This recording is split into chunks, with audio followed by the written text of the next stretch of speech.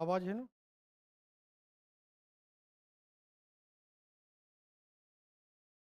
Good afternoon to all of you. जैसा कि मैं आपसे प्रॉमिस किया था कि आप लोगों को डेली करेंट अफेयर्स या बीपीएससी से रिलेटेड कुछ न कुछ वीडियोज आपको डेली मिलता रहेगा, परंतु कल टेक्निकल इशू आ गया था के कारण वीडियो रिकॉर्ड नहीं हो पाया। तो के लिए हम आपसे क्षमा चाहते हैं। आप मेरी कोशिश होती है कि आपको डेली एक वीडियो जाए ताकि आपका 71वीं बीपीएससी एंड अन्य एग्जामों में जो है आपको हेल्प मिल। क्रम में आज हम आपके लिए लेकर के आए हैं स्पोर्ट्स से रिलेटेड कुछ इम्पोर्टेंट तथ्य जो कि सभी एग्जामों में, चाहे वो बिहार एसएससी हो या एसएससी सीजीएल हो या बिहार दरोगा हो या बीपीएससी हो, हर एग्जाम के लिए, रेलवेज हो, सभी एग्जामों के लिए ये इम्पोर्टेंट वीडियो है। तो आइए ज़रा जल्दी में हम इस स्पोर्ट्स से रिलेटेड कुछ महत्वपूर्ण तथ्य को देख लें और इसको आप बार बार रिवाइज करते रहें ताकि आपको एग्जाम में इसका अधिक से अधिक लाभ मिल सके। ओके, चलिए अब हम शुरू करते हैं।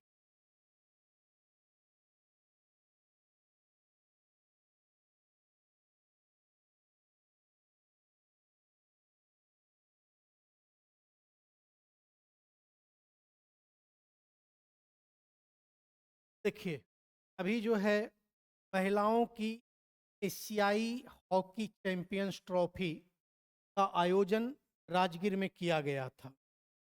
में एशिया की 6 सर्वश्रेष्ठ टीमों ने भाग लिया था और जिसमें भारत एशिया महिला हॉकी का विजेता बना। ये हमारे बिहार के एग्जामिनेशन के पॉइंट ऑफ व्यू से काफ़ी इम्पोर्टेंट है, साथ के साथ अन्य प्रतियोगिताओं परीक्षाओं के लिए भी ये काफ़ी महत्वपूर्ण है। तो इसीलिए इसको प्रियोरिटी में रखा गया है। तो आइए जरा हम इसके कुछ कंटेंट्स को देख लेते हैं और समझ लेते हैं। ये संस्करण इसका 8वां था।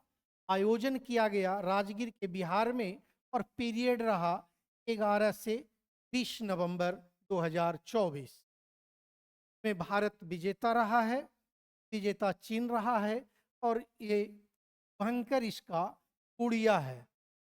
जैसा कि आप सभी जानते हैं, हम लोगों के लिए बिहार में खास करके गुड़िया जो है काफ़ी प्रसिद्ध रहता है। हर बच्चे बेटियों, कोई भी पिता भाई बहन सब जो है गुड़िया के नाम से ही संबोधित करते हैं। तो इसी तर्ज पे जो है इस खेल के आयोजन को में शुभंकर जो रखा गया का नाम गुड़िया दिया गया है। तो ये काफ़ी इम्पोर्टेंट रहेगा, तो भी ध्यान में आप लोग रखेंगे। और साथ के साथ विजेता और उप विजेता प्लस ये आयोजन स्थल, ये अपने आप में काफ़ी इम्पोर्टेंट। इसके बाद जो दूसरा महत्वपूर्ण तथ्य है इसका कि भारत जो है तीसरी बार, देखेंगे आप, तीसरी बार इस कप का विजेता बना है। इससे पहले जो है 2016 में और 2023 में जो है विजेता रहा था भारत। तो ये तीनों, क्योंकि क्वेश्चंस कभी कभी आपको घुमा देगा तो उसमें 2-3 कंटेंट दे देगा, बोलेगा निम्न में से कौन सा कथन सत्य है। तो जब आपको पूरा पता रहेगा तो आप सही रिप्लाई कर पाएंगे।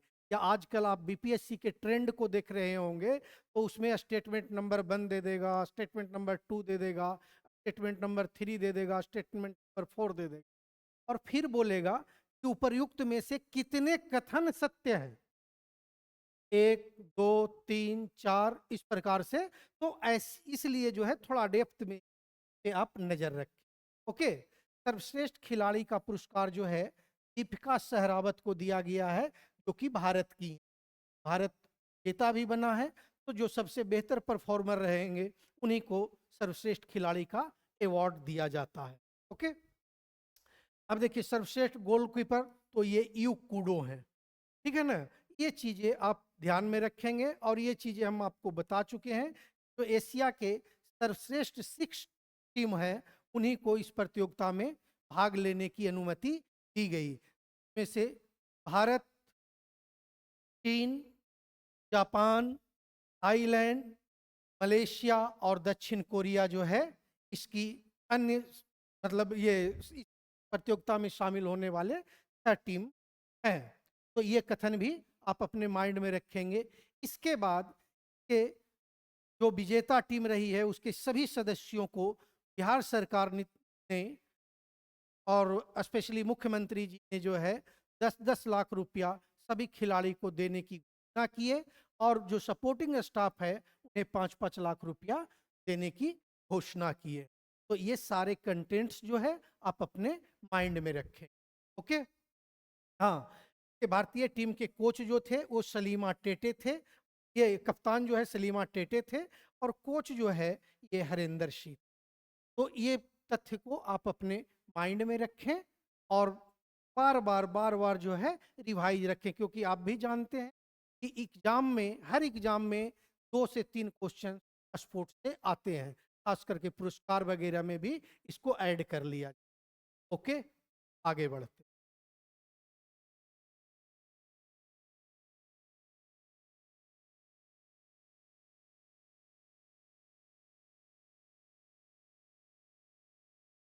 अब देखिए, आप लोगों के समझ क्रिकेट की दुनिया से एक बिहार का लाल मात्र 14 वर्षीय खिलाड़ी वैभव सूर्यवंशी काफी बेहतरीन प्रदर्शन के दम पे उभर करके आए हैं और न उभरे हैं सिर्फ, बल्कि आज तक के भारतीय क्रिकेट के इतिहास के दृष्टिकोण से सबसे बेहतरीन और सबसे फास्ट इनिंग मतलब सबसे कम गेंदों में T20 में सेंचुरी लगाने का कीर्तिमान स्थापित कर दिया है। अभी आप देख रहे होंगे कि प्राइम मिनिस्टर साहब भी जब पटना आए थे तो पटना एयरपोर्ट पे वैभव सूर्यवंशी एवं उनके पिताजी से मिले थे। तो आप समझ रहे हैं इस चीज को कि एक छोटे से बच्चे ने जब इस उम्र में लोग खेला कूदा करते हैं तब वैभव सूर्यवंशी ने क्या कमाल किए हैं, है ना। तो इनसे जो है हर एग्जामों में क्वेश्चंस की पूरी पूरी संभावना रहेगी। तो इसीलिए इस तथ्य को जो है आप अपने माइंड में रखें कि भारत के तो बेहतरीन प्लेयर हैं ही हैं, लेकिन आप देखेंगे वर्ल्ड क्रिकेट में तो सिर्फ इनसे फास्टेस्ट सेंचुरी लगाने का किन्हीं का रिकॉर्ड है तो वो है क्रिस गेल। तो आइए जरा देख लेते हैं इनको। द बॉश बेबी, इन्हें उपनाम दिया गया है द बॉश बेबी। तो यहां से भी क्वेश्चंस बन सकता है द बॉश बेबी किस खिलाड़ी का उपनाम है, तो वैभव सूर्यवंशी। ठीक है। इसके बाद जो है ये देख लीजिए समस्तीपुर के रहने वाले हैं, 14 वर्षीय खिलाड़ी हैं वैभव सूर्यवंशी, सबसे कम उम्र में शतक वीर बने हैं। भारतीय, ये पॉइंट जरा माइंड में रखिएगा आप कि किस टीम के अगेंस्ट। ठीक है। तो इन्होंने जो है गुजरात टाइटंस के अगेंस्ट ये सेंचुरी लगाए हैं और सबसे तेज सेंचुरी है। तो पहला कीर्तिमान तो ये हो गया कि सबसे कम उम्र में सेंचुरी लगाने वाले खिलाड़ी हैं। उसके बाद दूसरा, सबसे भारत की ओर से सबसे फास्टेस्ट सेंचुरी लगाने वाले प्लेयर बने हैं। तीसरा, एक इनिंग में सर्वाधिक 11 छक्के लगाने का रिकॉर्ड भी जो है शतक में ये वैभव सूर्यवंशी के नाम है। ठीक है। तो भारतीय क्रिकेट के T20 प्रारूप में एक इनिंग में सर्वाधिक 11 छक्कर लगाने का कीर्तिमान स्थापित किया है। तो ये जो है आप अपने माइंड में रखेंगे, क्योंकि आने वाले कई वर्षों तक ये रिकॉर्ड टूटेगा नहीं। अब कब टूटता है, क्योंकि आप देख रहे हैं कि भारत क्रिकेट के इतिहास में आते ही इन्होंने क्या धमाल मचाया है। तो कोई नया प्लेयर आएगा या कोई हमारे पुराने प्लेयर कब इसको ब्रेक करेंगे ये हम लोग नहीं जानते। तो इसलिए एक छोटे से बच्चे को याद रखिए और इनके जिंदगी में कामना के जिंदगी के सफल जीवन के कामना करते हुए आशीर्वाद दें। चलिए आगे बढ़ते हैं। अब देखिए,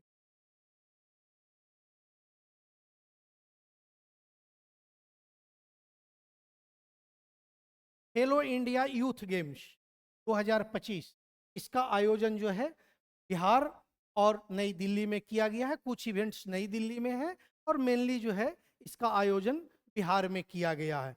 तो बिहार में चूंकि कोई भी चीज़ अभी इवेंट आयोजित हो रहा है तो वो बिहार के एग्जामों के दृष्टिकोण से अति महत्वपूर्ण हो जाता है। तो इसको जो है अपडेट कर लीजिएगा आप अपने लेवल पे जो है। और इसमें बस मैं ये बता रहा हूँ कि पटना, गया, भागलपुर, बेगूसराय और राजगीर में इन खेलों का आयोजन किया गया था।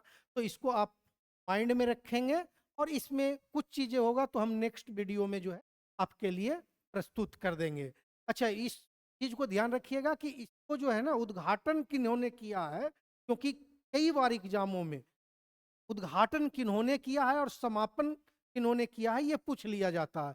तो इस खेलो इंडिया यूथ गेम्स 2025 का जो उद्घाटन करता है वो हमारे चीफ मिनिस्टर नीतीश कुमार साहब हैं। तो इसको जरा ध्यान में रखिएगा, है ना। पटना में ही स्थित है पाटलिपुत्रा स्पोर्ट कॉम्प्लेक्स, वहीं पे उद्घाटन समारोह का आयोजन किया। ओके, आगे बढ़ते हैं।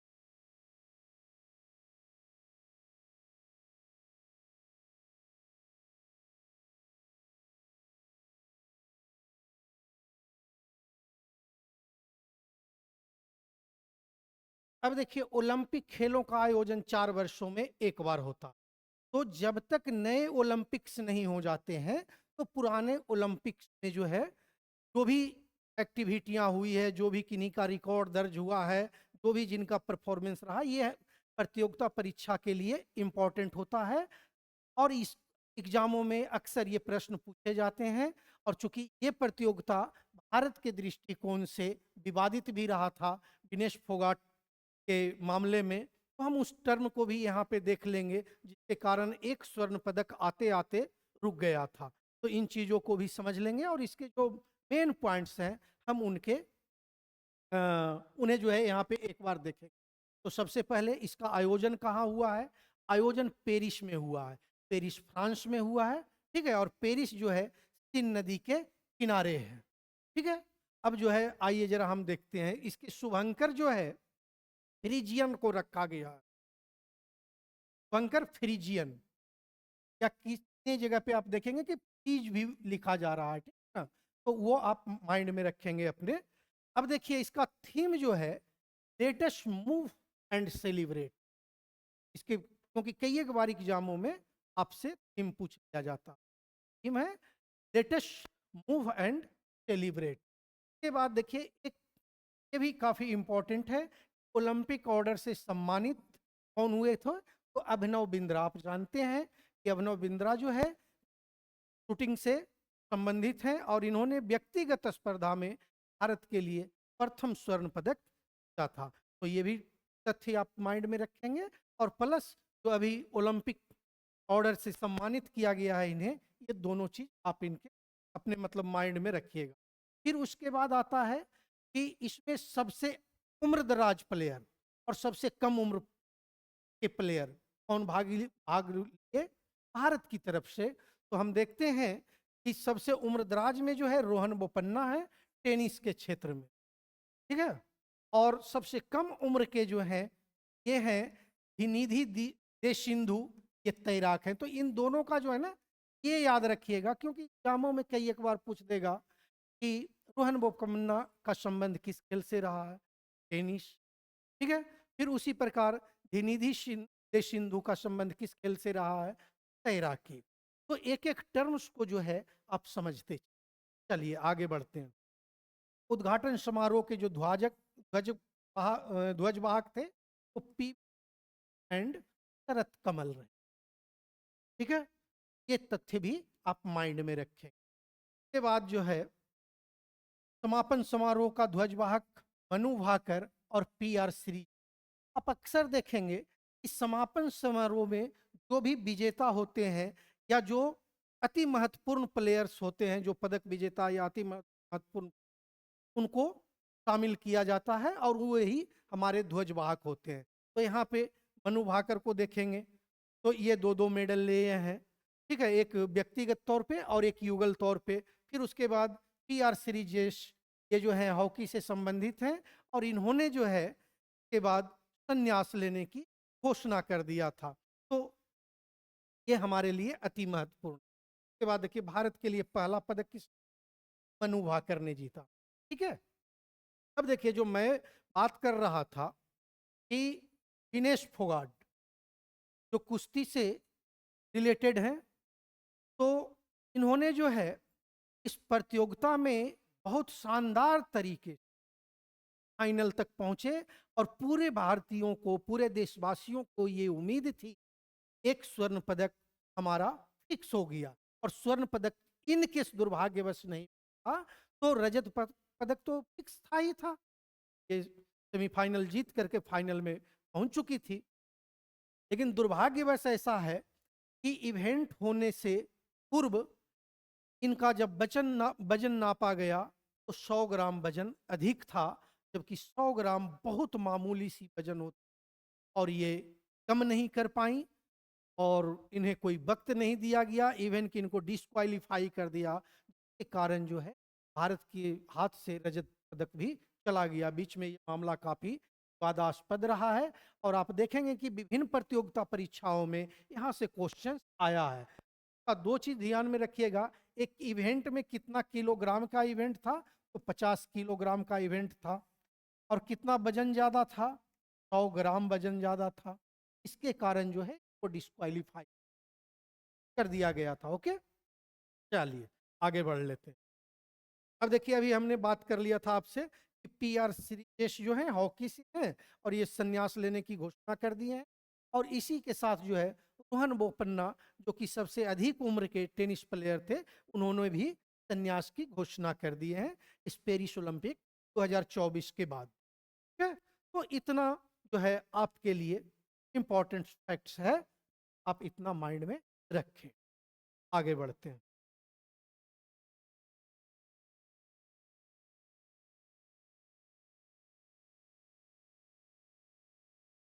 अच्छा, इसमें एक चीज ध्यान रखिएगा कि ये बीच में हमने जो है ना ऐड कर लिया था कि इसको, जबकि बाद में आना चाहिए।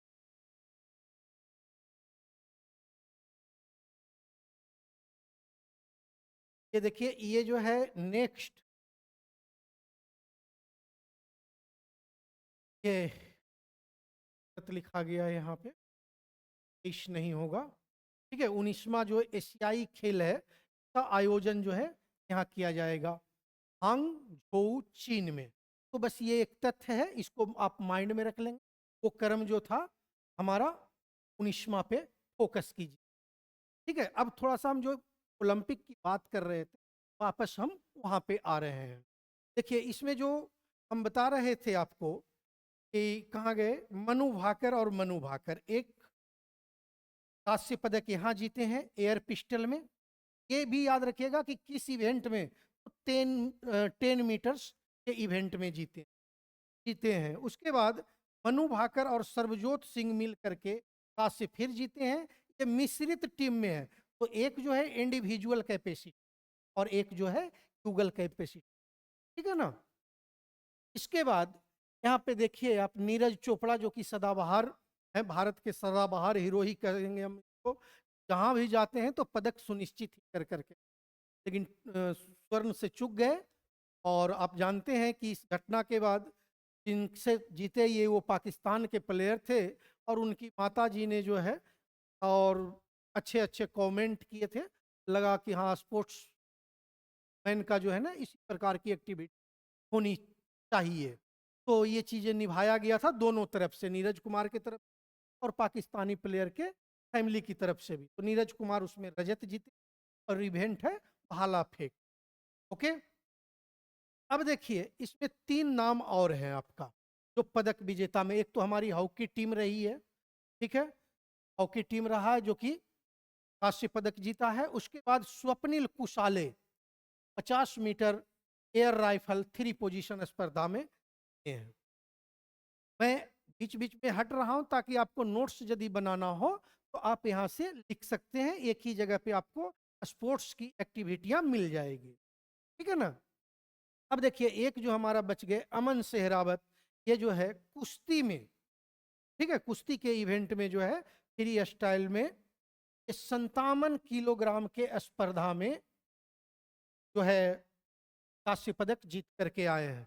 तो यहाँ पे 10 मीटर, यहाँ पे 57 kg, और वहाँ पे 50 kg वाले दिनेश फोगाट वाले इवेंट्स में, ये आप याद रखेंगे। कई एक बार क्वेश्चन यदि घुमा देता है तो बस वहीं से हल्का सा घुमा देगा और देन वो स्टूडेंट्स जो हैं कंफ्यूज करते हैं। ठीक है, तो इन तथ्यों को आप माइंड में रखेंगे। अब भारत का स्थान देख लेते हैं, तो ये 71वां स्थान है, 1 रजत 5 कांस्य और कुल 6 पदक। तो कई बार आपको ये क्वेश्चंस आ चुके हैं विभिन्न एग्जामों में कि पेरिस ओलंपिक 2024 में भारत को कौन सा स्थान प्राप्त हुआ है। तो ये इस तथ्य को जो है आप अपने माइंड में रखें। ओके, और 6 पदक भी ध्यान में रखेंगे 71 के साथ। चलिए आगे बढ़ते हैं।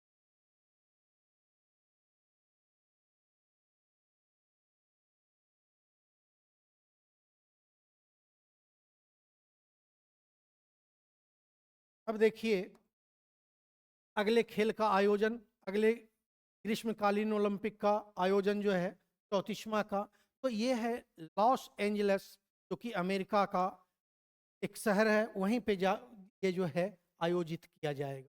ये तथ्य को भी आप याद रखेंगे, क्योंकि कई एक एग्जामों में आप देखते हैं अगले खेलों का आयोजन कहाँ होता है, ये प्रश्न पूछा जाता है। जैसे जब पेरिस में नहीं हुआ था, मतलब ये पीछे के एग्जामों में ये पूछा जा रहा था कि ग्रीष्मकालीन ओलंपिक का आयोजन कहाँ किया जाए, तो आंसर पेरिस था। ठीक उसी प्रकार इस आप माइंड में रखें। आइए अगला देखते हैं। 38वां राष्ट्रीय खेल 2025, तो इसका जो है आयोजन उत्तराखंड में किया गया है। ठीक है, और थीम है ग्रीन गेम्स ना, और मशाल का नाम है तेजस्वनी। ठीक है, तो ये ध्यान रखिएगा, कहीं ऐसा नहीं कि आप लोग तेजस्वी मार दीजिए, तो तेजस्वनी नाम है। ओके, फिर इसका शुभंकर को खास करके ध्यान रखिएगा, बहुत सारे एग्जामों में जो है शुभंकर पूछा जाता है। इसका शुभंकर है मौली और आदर्श वाक्य संकल्प से। ठीक है, तो जो राष्ट्रीय खेल है 2025 है, उसका आदर्श वाक्य जो है संकल्प से शिखर तक। चलिए आगे बढ़ते हैं।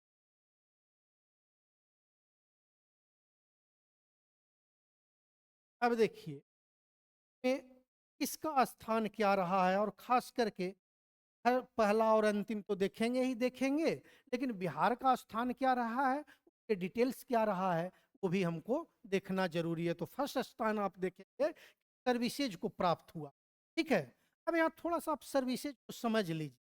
सर्विसेज है क्या, आप में से बच्चे नहीं जानते हैं और बहुत सारे जानते ही हैं, लेकिन जो नहीं जानते हैं तो उनके लिए मैं बता दूं कि एयरफोर्स, नेवी एंड आर्मी, इनको मिला करके एक टीम बनाया जाता है। जो अच्छे प्लेयर्स होते हैं इनको मिला करके एक टीम बनाया जाता है, और वही सर्विसेज का हिस्सा होते हैं। तो ये राष्ट्रीय खेल 2025 में जो है कि प्रथम स्थान जो है आपको सर्विसेज के बाद देखिए बिहार का स्थान 29वां रहा है। ये पदक को ध्यान में रखिए, 1 स्वर्ण 5 रजत 12 कांस्य, सॉरी ये गलत है, 7 कांस्य पदक नहीं है, ये 6 5 1 6 6 12, यानी 1 स्वर्ण 5 रजत और 6 कांस्य पदक के साथ टोटल 12 पदक इनको प्राप्त हुआ है। ठीक है, बिहार को। और इसमें स्थान की दृष्टि से देखेंगे तो 29वां है, जबकि नेक्स्ट जो आपका 39वां राष्ट्रीय खेल का आयोजन किया जाएगा वो होगा मेघालय में। तथ्य को भी आप माइंड में रखें।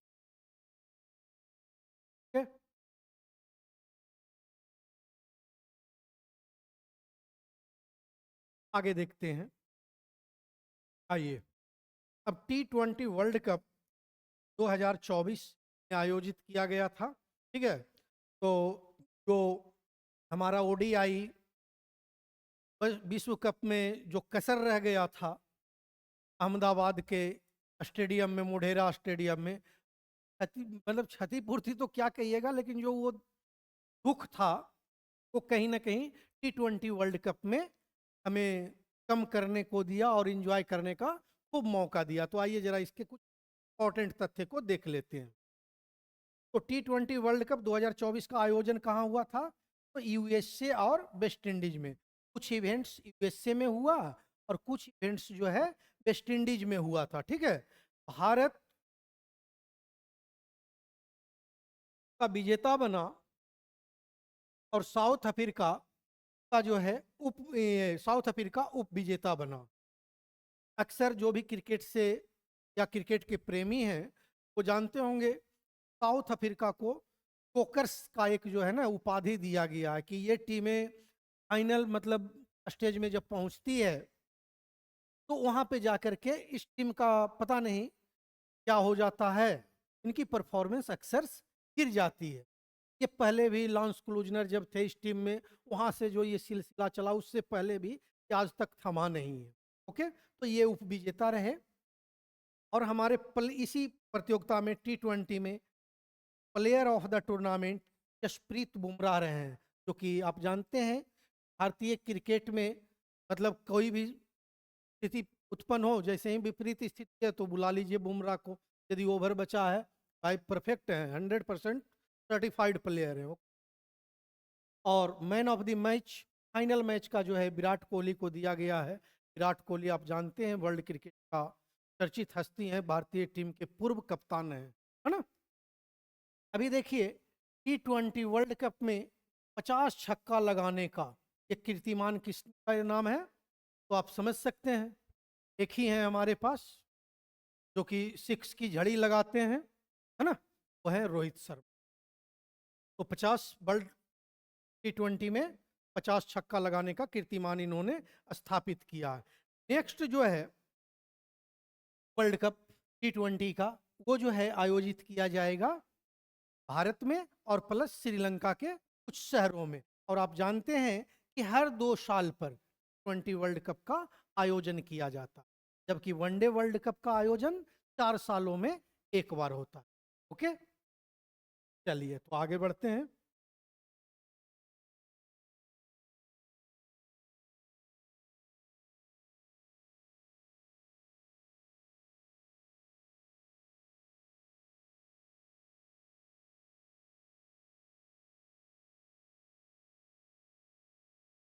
और कुछ और इम्पोर्टेंट चीज है जो कि वन लाइनर है, लेकिन वन लाइनर भी आपके लिए उतना ही महत्वपूर्ण है ना, तो इसको देख लेंगे। T20 वर्ल्ड कप 2026 ये तो हम लोग कर लिए डिस्कस। विश्व बैडमिंटन चैंपियनशिप 2026 का आयोजन भारत में है। फिर आईसीसी महिला विश्व कप 2025 का आयोजन भारत में हो रहा है। तो विश्व का कोई भी इवेंट जब भारत में आयोजित किया जाता है तो हमारे लिए अति महत्वपूर्ण हो जाता है। और मान लिया जाए कोई भी एग्जाम आप दे रहे हैं, जैसे बिहार से रिलेटेड कोई एग्जाम आप दे रहे हैं, तो बिहार में कोई इवेंट आयोजित होगा तो वो बिहार के स्टूडेंट के लिए इम्पोर्टेंट हो जाएगा। मान लिया जाए यूपी के कोई स्टूडेंट दे रहे हैं वो अपने यहाँ का एग्जाम, तो यूपी के स्टूडेंट के लिए वो चीज़ें इंपॉर्टेंट हो जाएगा। इसी प्रकार केरल हो, पंजाब हो, मतलब हर राज्य का एग्जाम है और वहाँ यदि कोई इवेंट हो रहा है तो ये उनके लिए अति महत्वपूर्ण है।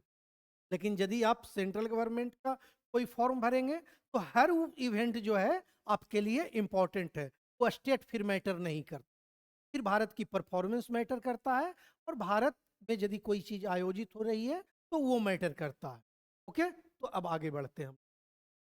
तो इसीलिए ये जो है हमारे लिए इम्पोर्टेंट है। और देखिए खास करके जब जैसे ही कोई इम्पोर्टेंट फैक्ट आता है तो आप देखिएगा कि हाईलाइट करके रख दी नोट्स बनाते समय आपके लिए, ताकि वो चीज पे आपकी ज्यादा अच्छे से नजर चली जाए, है ना। अब देखिए जो आईपीएल अभी खत्म हुआ इसके बारे में हम अलग से ही लेंगे, इसके कुछ इंपॉर्टेंट तथ्य को नेक्स्ट वीडियो में जो है हम अलग से रखेंगे। तो देखिए ऋषभ पंत जो है सबसे महंगे खिलाड़ी बने थे इतिहास के, 27 करोड़ रुपया में लखनऊ सुपर जायंट्स ने इन्हें खरीदा था। लेकिन इनकी परफॉर्मेंस प्ले ऑफ तक काफी मतलब कि ये खराब दौर से ये गुजरे थे, लेकिन चलिए वो चीजें मैटर नहीं करती है यहाँ पे, है ना। तो बस ये तथ्य है, ये आप अपने माइंड में रखिएगा कि आईपीएल के इतिहास में सबसे महंगे प्लेयर जो थे ऋषभ पंत थे। ठीक है? हाँ, ये एक चीज जो है याद रखिएगा।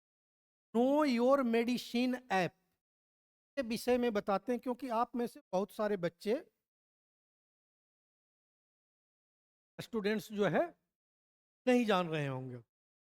ठीक है क्या कि एक ऐप जो है ना, ये लॉन्च किया गया है, हमारे जो खेल मंत्री हैं डॉक्टर मनसुख मांडविया। देखिए ये ऐप क्या है। आप जानते हैं कि एक हमारे यहाँ नाडा है, नाडा इन, और एक बाडा है, WADA। तो नाडा और बाडा का काम क्या है, सबसे पहले इसका एब्रीविएशन समझ लीजिए। नेशनल एंटी डोपिंग एजेंसी, है ना। तो वर्ल्ड एंटी डोपिंग एजेंसी, मतलब नाडा जो है वो भारत में नशीली पदार्थों का सेवन प्लेयर जो कर रहे हैं उसकी गतिविधियों पे नजर रखता है, और बाडा जो है विश्व के सभी प्लेयरों पे, मतलब इंक्लूडिंग भारत, है ना, पे बाडा नजर रखती है। तो हमारे जो हैं खेल मंत्री, उन्होंने एक नया लॉन्च, मतलब एक नए ऐप का लॉन्च किया है, इसका नाम है नो योर मेडिसिन। मतलब प्लेयर्स को कौन सी मेडिसिन लेनी है और कौन सी नहीं लेनी है, उस ऐप को जैसे ही आप खोलेंगे तो उस पर लिस्ट आ जाएगा, क्योंकि में कितना मात्रा ड्रग्स है वो सारे चीज प्रेस्क्राइब्ड होता है। और आप देख लेंगे कोई भी प्लेयर को ना, उनका एक कैंप चलता है 2 दिन 3 दिन का, जिसमें उनको इस बारे में ट्रेनिंग दिया जाता है। तो बस ये दिमाग में रखिएगा कि नो योर मेडिसिन ऐप क्या है। तो स्वच्छ खेलों को बढ़ावा देने के लिए इसको लाया गया है, और ये प्लेयरों से संबंधित है। नहीं तो जैसे ही देखेंगे नो योर मेडिसिन, जल्दबाजी में रहे और मेडिसिन देखते ही दिमाग लगेगा कि अच्छा, ये कोई दवा से रिलेटेड है, बीमारी से। ऐसा नहीं है। ये ऐप जो है खेल को स्वच्छ पर्यावरण देने के दृष्टि लॉन्च किया। चलिए आगे बढ़ते हैं।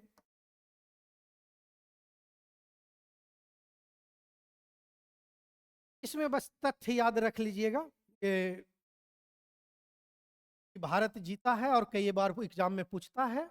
पुरुषों की जूनियर हॉकी एशिया कप ये नवंबर दिसंबर में आयोजित किया गया था, और इसका चूंकि विजेता जो है भारत रहता है, और जब भारत किसी का विजेता है ना, इंपॉर्टेंट होता है दुनिया के किसी, तो ये विजेता भारत रहा है, वो विजेता पाकिस्तान रहा है, और ये प्रतियोगिता जो है 5वीं बार भारत ने जीती। तो इसको दिमाग में आप जरूर रखेंगे, और एग्जाम से पहले एक बार जरूर रिवाइज कर लें। कई एक बार जो ज्यादा चर्चा में है उसको न पूछ कर साइलेंट पॉइंट वाले को पूछ लिया जाता है ना, तो उनसे इसको रखा गया। अभी जो है हमारे सामने नेक्स्ट पॉइंट है, जैसा जैसा जो है आईसीसी के अध्यक्ष बनाए गए हैं, है ना। इससे पहले ये जो थे बीसीसीआई के सेक्रेटरी थे, अभी इनको जो है आईसीसी का निर्विरोध अध्यक्ष चुन लिया गया है। ठीक है, इस पद पे बैठने वाले ये 5वें व्यक्ति, आईसीसी चेयरमैन पद पे बैठने वाले 5वें व्यक्ति नहीं, सॉरी 5वें भारतीय व्यक्ति, मतलब 5वां इंडियंस है ये, जो कि आईसीसी के चेयरमैन पद पे बैठे हैं। इनसे पूर्व हमारे 4 जो हैं प्रशासक आईसीसी के अध्यक्ष पद पर ऑलरेडी बैठ चुके थे। में आप देखेंगे तो शरद पवार साहब हैं, इनसे पहले जगमोहन डालमिया साहब थे, फिर शशांक मनोहर हैं, फिर एन श्रीनिवासन है, ठीक है? शशांक मनोहर, एन श्रीनिवासन हिसाब से देखते हैं तो ये जैसा जो है आईसीसी के अध्यक्ष के तौर पे 5वें भारतीय, तो इस चीज ध्यान में आप लोग रखें। फिर देखते हैं इसका अगला इवेंट हम लोग,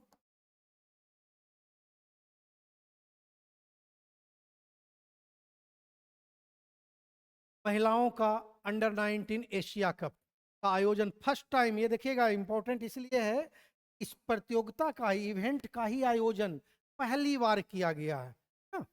पहली बार आयोजन ही किया गया है सितंबर 2024 में। और कहाँ आयोजित किया गया था? मलेशिया में।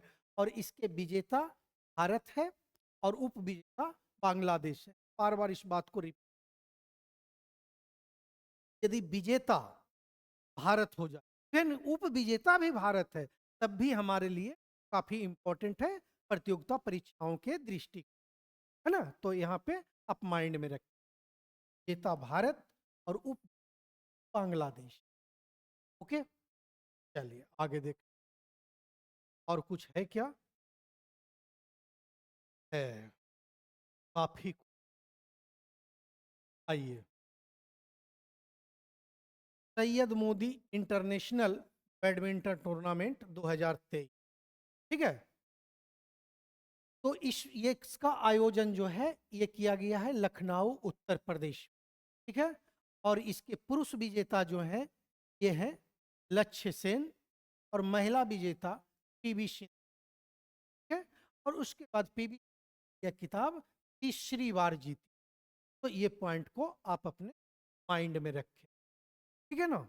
चलिए आगे देखते हैं। और अगला पे मैं बात करने से पहले ये बात बता दूं कि आप देखिएगा, इस बार अभी जो 24 मई को आईएएस का एग्जाम हुआ है यूपीएससी में, डी केस को सेम एज, जैसे यहाँ पे आप देखेंगे सेम एज क्वेश्चंस आया है। तो आप समझिए कि जब क्वेश्चंस आपके लिए तैयार कर रहे होते हैं, जब काफी पहले से हम नोट्स बना लिए थे, है ना। ऐसा नहीं है कि वो चीजें हम एग्जाम के बाद बनाए, तो ये फिर 2023 और 24 आता नहीं है ना, और फिर रहता तो इसको फर्स्ट में तो ये काफी पहले से बना हुआ है। आप देखिए, आप मिला करके देखिए, आपको लगेगा जब यूपीएससी में इन तथ्य अगर सेम टू सेम आ रहा है तो अन्य एग्जामों के लिए आपके लिए इतना इम्पोर्टेंट, और हर किसी इतना ही पॉइंट लिया गया, इतना इम्पोर्टेंट है।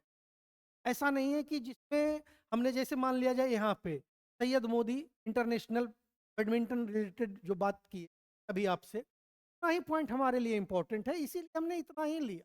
अब डी गुकेश को थोड़ा सा लंबा आप देखेंगे, रीजन है कि इनका जो कीर्तिमान है, 18 वर्ष में चैंपियन बन जाना, विश्वनाथन आनंद के बाद दूसरे नंबर के भारतीय होना, कान इतनी बड़ी है, वहाँ से एग्जाम में जाने की पूरी संभावना थी।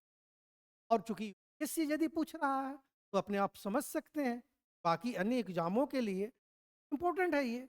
हाँ, यूपी डेप्थ होगी वो थोड़ा ज़्यादा होगा, अन्य एग्जाम में डेप्थ कम होगा, है ना। चलिए आइए हम लोग जो इसे देख लें।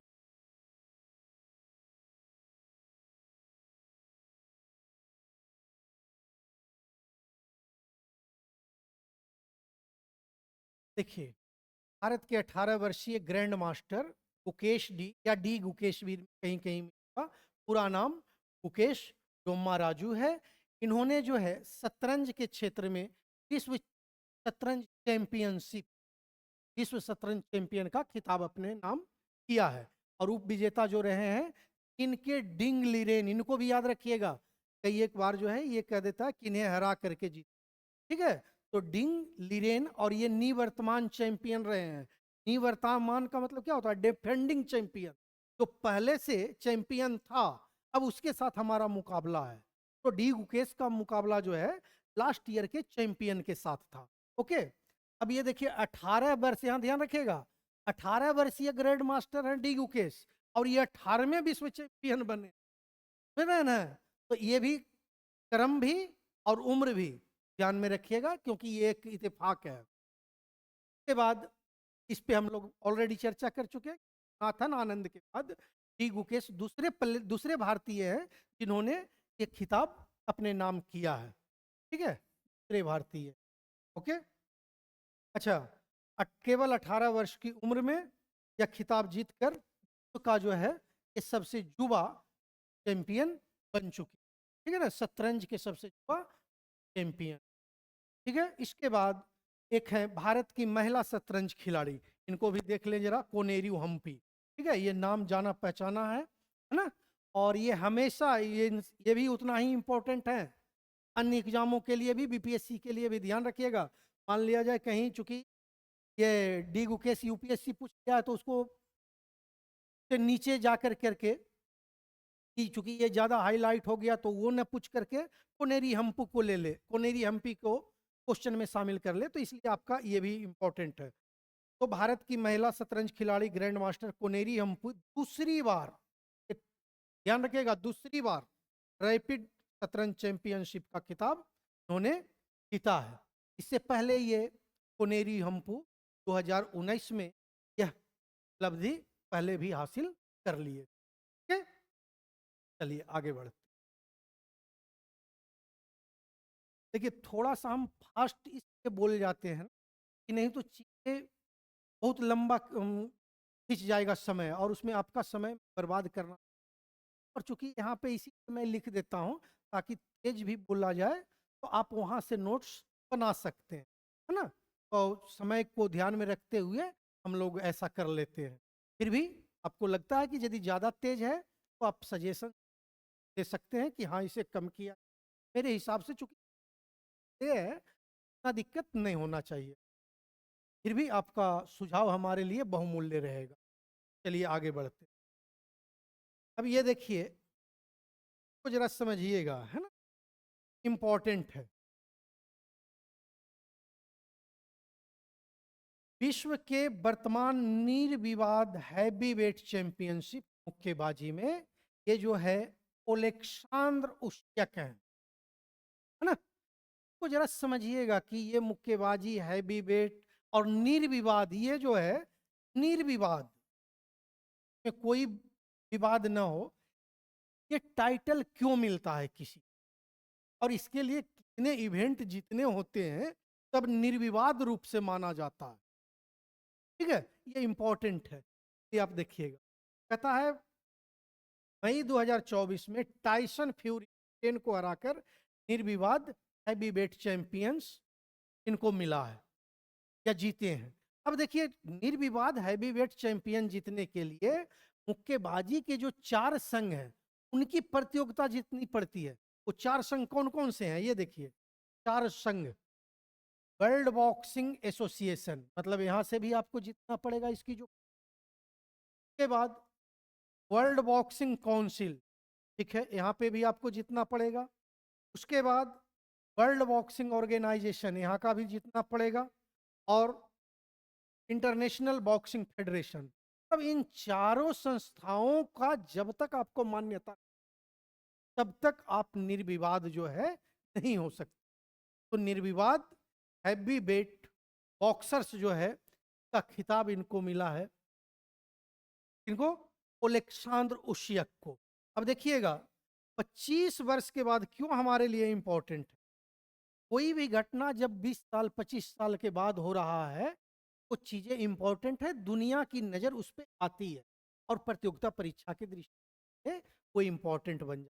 यही बोलता है 25 वर्षों के अंतराल के बाद उशियक पहले निर्विवाद, मतलब 25 साल तक जो है ना, कोई घटना 25 साल पहले हुई उसके बाद आज हो रहा है तो चीजें हमारे लिए इंपॉर्टेंट हो जाता। एग्जामिनेशन के से पहले मात्र जो है ना 3 आदमी जो है ये निर्विवाद हैवीवेट मुक्केबाजी में चैंपियन रहे हैं। देखिए कौन कौन। एक तो मोहम्मद अली, नाम सुने होंगे आप सभी। जोए लुइस, नाम सुने होंगे। Mike Tyson. ये मात्र 3 हस्ती जो है निर्विवाद हैवीवेट मुक्केबाजी चैंपियन। तो ये चौथे हो गए हमारे, ठीक है ना, ओलेक्सांद्र उशियक, जो कि यूक्रेन के रहने वाले हैं। तो जो है आप लोग माइंड में रखिएगा। ऐसे भी यूक्रेन अभी चर्चा में चल रहा है रशिया यूक्रेन युद्ध के कारण। कोई भी प्लेयर बहुत अच्छा कर जाए तो संभावना बन जाती है। ठीक है, ऐसे हम पकड़ते हैं कि इंपॉर्टेंट। चलिए आगे बढ़ते हैं। और ध्यान रखिएगा यदि 67th 8 और 69 पैटर्न को अपना लिया तब ऐसे ही क्वेश्चंस आएंगे। फिर डी गुकेश का डिटेल ही आएगा। लेकिन यदि 70वीं के को एडॉप्ट करता है तो फिर वन लाइनर के लिए भी तैयार रहिए। इसीलिए आपको डेप्थ और प्लस वन लाइनर दोनों को हम नजर में रख रहे हैं, है ना। आप भी तैयारी करते वक्त तथ्य को ध्यान देंगे। ओके आगे बढ़ते। अब देखिए भारत के पेशेवर मुक्केबाज हैं ये जांगड़ा जी। क्या नाम है? मनदीप जांगड़ा। ठीक है, ये ब्रिटेन के कोनोर मैकिंटोश को हरा करके विश्व मुक्केबाजी महासंघ का सुपरवेट विश्व का इतिहास रच दिया है। और ये ऐसा करने वाले पहले भारतीय। कोई भी घटना में यदि वो पहला भारतीय हो जाता है, ऑटोमेटिक इम्पोर्टेंट हो। इस प्रकार विश्व में यदि कोई घटना पहली बार होती तो वो हमारे लिए इम्पोर्टेंट हो जाता है। तो इस चीज को आप ध्यान में रखिए और नाम याद रख लीजिए, मनदीप जांगड़ा जी हैं। ठीक है? आगे बढ़ते, पंकज अडवाणी से आप लोग जो है पहले से काफी परिचित हैं। अब थोड़ा जो है वीडियो लंबा हो रहा है, ये करके मैं इसको जल्दबाजी में आप लोग फिर भी ध्यान देंगे। पंकज अडवाणी है ना, आप नाम से परिचित होंगे। ये जो है दोहा में आयोजित हुआ था बिलियर्ड्स चैंपियनशिप का खिताब इन्होंने फाइनल में इंग्लैंड के रॉबर्ट हॉल को 4-2 से हरा कर जीता है। और ये एक कीर्तिमान है पंकज अडवाणी का कि लगातार 7वीं बार जीते। ओवरऑल देखिएगा ना तो 28 टाइम्स ये खिताब पंकज अडवाणी। ठीक है? अब देखिए, अंतर्राष्ट्रीय हॉकी महासंघ के जो हैं तैयब इकराम अध्यक्ष बने हैं। हॉकी महासंघ के अध्यक्ष अंतर्राष्ट्रीय तैयब इकराम, जो कि मकाऊ के रहने वाले हैं। ठीक है, हॉकी अभी चर्चा में रहा है, खास करके बिहार हॉकी की मान्यता रद्द कर दी। हम अलग से जो है ना जब लेंगे तो नेक्स्ट वाले में शामिल कर, क्योंकि बिहार स्पेशल वो चीज़ें आपको जानना पड़े कि क्यों रद्द कर दिया गया था। मतलब ये बताया गया कि यहाँ के जो पदाधिकारी थे वो हॉकी के आयोजन में मतलब कोऑपरेट नहीं। ये भारतीय हॉकी संघ ने जो बिहार हॉकी टीम को, तब बिहार हॉकी की मान्यता को रद्द कर दिया। तो आइए ये हॉकी महासंघ को जरा नजर में रखिए। आगे देखिए, ग्रैंड स्लैम टेनिस, 5 बार एकल खिताब जीतने वाला एक ग्रैंड, मतलब एक कैरियर ग्रैंड के सहित 5 टाइम्स जो है ना एकल खिताब जीतने की मारिया सारापोवा। प्लेयर का याद रखिएगा, साथ के साथ कंट्री भी, रूस की मारिया सारापोवा। ठीक है ना, बट टेनिस इतिहास की सबसे सफल जोड़ी अब समझ चुके होंगे किसकी बात कर रहे हैं, ब्रायन बंधु। ठीक है ना, ब्रायन बंधु, बॉब एंड माइक ब्रायन। और ये अमेरिका के हैं। फेम ऑफ हॉल में जो है, हॉल ऑफ फेम में जो है शामिल की। ठीक है, अभी तक टेनिस से संबंधित टोटल 270 प्लेयर को ही हॉल ऑफ फेम में शामिल किया गया है, जिसमें मात्र 2 भारतीय हैं। ठीक है, वो है लेंडर पेस और विजय अमृत। इन नजर भी आप याद रखें इन दोनों को। ओके, चलिए अब थोड़ा सा वन लाइनर है वो भी देख लेते, जो को खत्म कर जल्दबाजी इंपॉर्टेंट है इसलिए, और जब ले लिए हैं एक ही में करना मजबूरी भी है, नहीं तो फिर दोबारा यही चीज पिन करना। WTA वुमेन टेनिस एसोसिएशन 2024 ना, तो इसके विजेता जो है Coco Gauff America. One liner है तो इसको आप एक बार सरसरी निगाह से जरूर देख। उपविजेता हेंग किनवेन, ये चीन। ठीक है, फिर ATP मतलब जो प्रोफेशनल्स होते हैं टेनिस के का जो अवार्ड दिया गया है, एसोसिएशन ऑफ टेनिस प्रो 2024। तो पुरुष में आनिक सिनर इटली के हैं और सर्वश्रेष्ठ महिला खिलाड़ी आर्यना सवालेंका बेलारूस। इन दोनों को देख लीजिएगा। अब ये जो हम लोग ग्रैंड स्लैम बात करते हैं, अच्छा इसमें चलिए एक चीज अब थोड़ा सा खिंचा रहा है लेकिन कोई बात नहीं। क्रम आप लोग जरूर माइंड में रखिएगा क्योंकि एग्जाम में आता है। तो क्रम क्या है कि सबसे पहले ऑस्ट्रेलिया ओपन आएगा। ठीक है, ऑस्ट्रेलियाई ओपन, उसके बाद जो है फ्रेंच आएगा, उसके बाद जो है विंबलडन आएगा,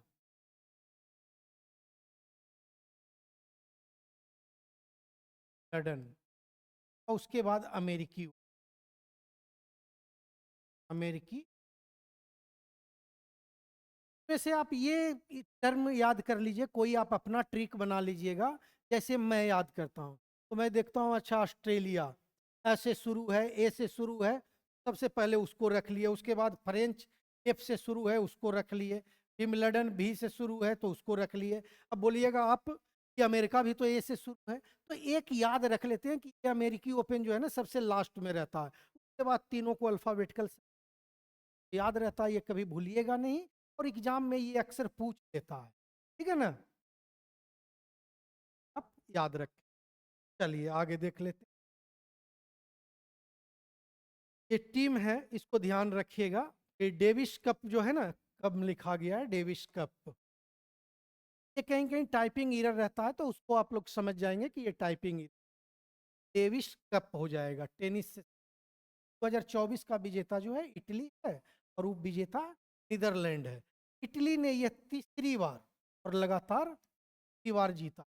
ओके, कितने वर्षों के इतिहास में? तो 124 साल पहले यानी 1900 ईस्वी में जो है से शुरू होकर के चल रहा है, और ये 2024 में जा करके यानी 124 वर्षों के इतिहास में 31 बार जीता है, और जिसमें बार अभी लगातार है, मतलब यही जीता, ठीक है। सर्वाधिक जो है 32 बार अमेरिका ने ट्रॉफी पे कब्जा किया। ओके, मेरी समझ से अब जो है खत्म हो जाना चाहिए।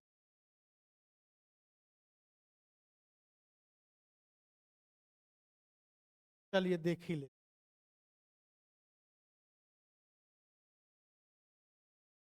क्योंकि जब इम्पोर्टेंट आ जाता है ना तो उसको फिर लगता है कि नहीं निपटा ही ले। अब देखिए राफेल नडाल, जिसने विश्व के टेनिस को एक नया मुकाम दिया, और वो जो है टेनिस से संन्यास ले चुके।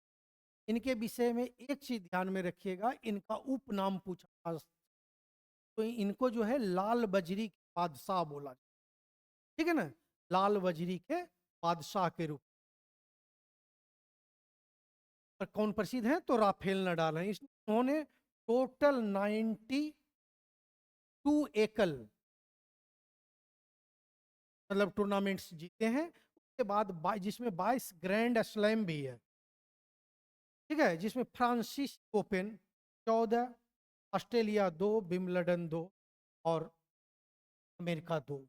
अब आप समझिए कि लाल बजरी के बादशाह क्यों बोला गया है, क्योंकि ये फ्रांसिस ओपन 14 बार जीते, ठीक है। यहाँ से जो है ना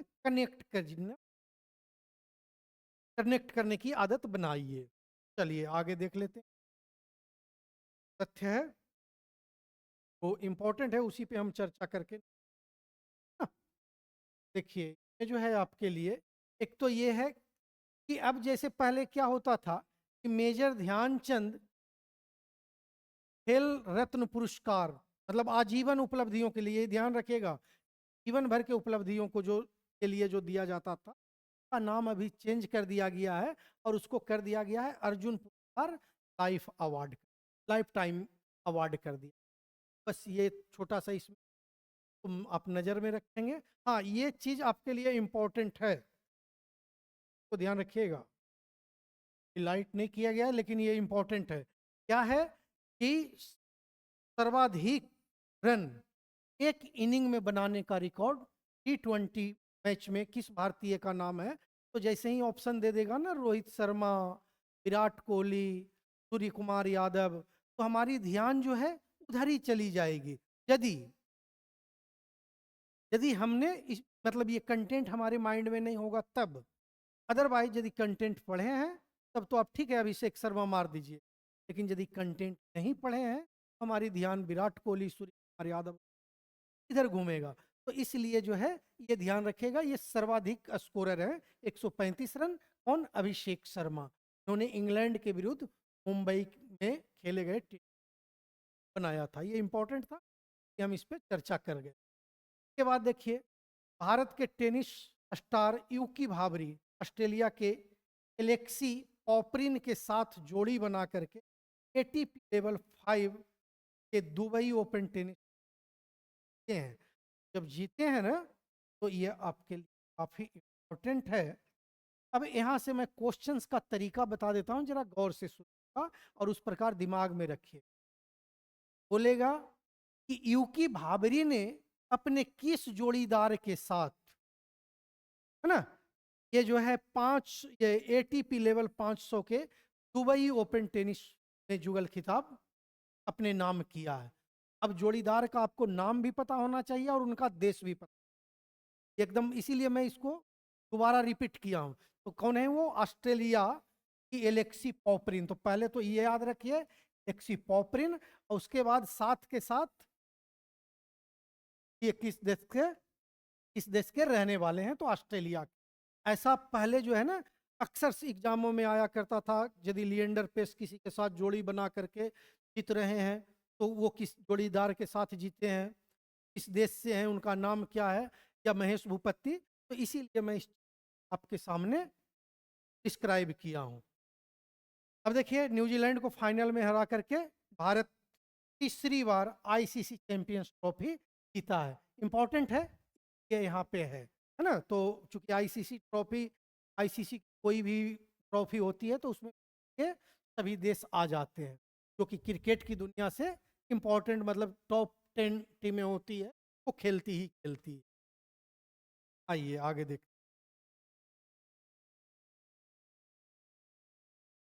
हाँ, यहाँ से भी क्वेश्चंस आए हैं जी, एग्जामों में यहाँ से क्वेश्चंस आए हैं, ध्यान में रखिएगा। महिला जो आईपीएल हो रहा है ना, वहाँ से एग्जाम में क्वेश्चंस आए हैं।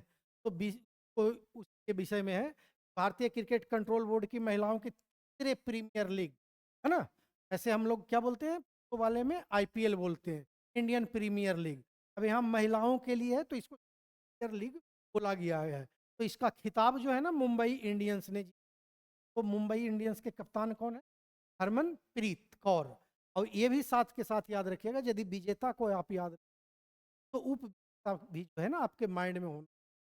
दिल्ली की टीम ने जीता है महिलाओं की, सॉरी, मुंबई ने जीता है, तो विजेता मुंबई हुई। और किसको हरा करके जीता है? तो दिल्ली की टीम को हरा करके जीता है। उप विजेता जो है दिल्ली हुआ। ठीक है, यहाँ पे देखिए, दिल्ली कैपिटल्स हो गए। ठीक है, और कप्तान जो है मेग डेनिंग थे। तो यहाँ पे ये आपके इम्पोर्टेंट है। महिलाओं की जो तीसरे प्रीमियर लीग है उसका विजेता कौन रहा है? तो मुंबई रहा है। और उप विजेता कौन है? तो दिल्ली कैपिटल्स रहा। ओके, अब आपका यहाँ पे हो गया है समाप्त। ये उम्मीद है कि ये वीडियो आपको काफी यूजफुल होने वाला है आने वाले सभी परीक्षाओं के लिए, प्रतियोगिता परीक्षा। और आप इसको अपने नोट्स के रूप में अपने पास जरूर रखें, क्योंकि आप देखते हैं कि खेल कूद से रिलेटेड ना काफी लंबा चौड़ा डिटेल्स आपके पास आ जाता है, तो लास्ट में रिवाइज नहीं कर पाते हैं। तो इन चीज़ों से बचने, मैंने आपके साथ में समराइज कर करके, खास करके जो इम्पोर्टेंट फैक्ट्स था वो रखा हूँ। तो इस बड़े प्रेम से, और जहाँ हाईलाइट है या जहाँ मैंने अभी नोटिफाई किया है ये इम्पोर्टेंट है, तो जरूर आप देख लिया। और लास्ट मोमेंट में कोई भी एग्जाम हो, जाने से पहले आप एक बार सर जरूर मार लें। मुझे उम्मीद है ये वीडियो आपको अच्छा लगा होगा और काफ़ी उपयोगी होगा। तो एज यूजुअल लाइक कीजिए, तो में शेयर कीजिए, और यदि वीडियो पसंद आ जाए तो और दोस्तों को सलाह दीजिए कि वो सब्सक्राइब करें। ठीक है, फिर मिलते हैं। और मैं अक्सर, मतलब सप्ताह में 1 या मैक्सिमम 2 दिन आपको वीडियो दे पाऊँ, अदरवाइज हर दिन आपको मिलता रहेगा। और फिर वीकली एक टेस्ट सीरीज आपको जरूर मिलेगा। अभी तत्काल बीपीएससी का ही दे पाऊंगा, उसके बाद बिहार दरोगा प्लस बिहार एसएस और टीचर्स, बिहार टीचर्स की जब आ जाएगी वह सभी की प्रैक्टिस सेट। और एक आप देखे होंगे, यदि नहीं देखे हैं तो जा करके देख लीजिए, जो लास्ट प्रैक्टिस सेट नंबर 1 है 71th बीपीएससी के लिए, काफ़ी इंपॉर्टेंस है। उसमें कुछ ऐसे प्रश्न हैं जो आपके एग्जाम में डायरेक्ट मिलेंगे ही मिलेंगे। जैसा कि आपने इसमें देखा कि डी गुकेश को जैसे हमने यहाँ पे सीरियली आपको सजाया, जो जो बातें आप जा करके क्वेश्चंस देख लीजिए, यूपीएससी जो कि अभी मई में हुआ, सारे चीज जो है ना ये कंटेंट शामिल है। एक लंबा एक्सपीरियंस है। एक्सपीरियंस यदि हम बोल रहे हैं तो बीपीएससी इंटरव्यू दे रखा हूँ, के बाद आपका असिस्टेंट कमांडेंट इंटरव्यू दिया था, फिर 20 सालों तक सीआरपीएफ में बतौर सब इंस्पेक्टर की नौकरी किया हूँ। तो मतलब सफलताएं सफलताएं लगातार क्रम में मिला है। और इस लेकर करके अनुभव एक चीज होती, और मैं चाहूंगा कि मैं अपने इस अनुभव का लाभ आप सभी मित्रों को मैं दे सकूं। तो आप लोग बढ़िया से स्टडी करते रहें। फिर मिलते हैं अगले वीडियो में। धन्यवाद। नमस्कार।